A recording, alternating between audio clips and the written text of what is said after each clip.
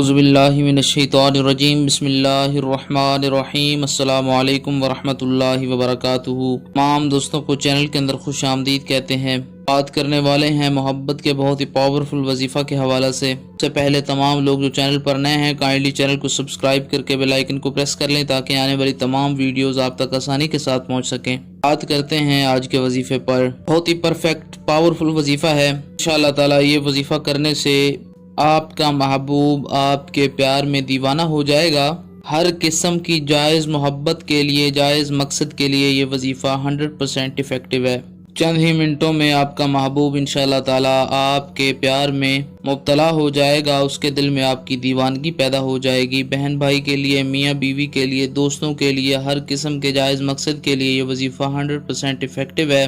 अल्लाह रब्बुल आलमीन पर यकीन रखें और ये वजीफ़ा करें। इंशाअल्लाह ताला खालिक़े कायनात की मदद शामिल हाल होगी और ये वजीफ़ा इंशाअल्लाह ताला फौरी तौर पर असर दिखाएगा।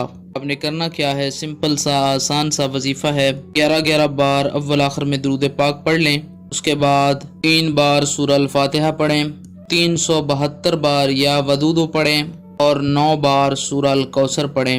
3 बार सूरह अल फातिहा पढ़ें, 372 बार या वदूद पढ़ें, 9 बार सूरह अल कौसर पढ़ें।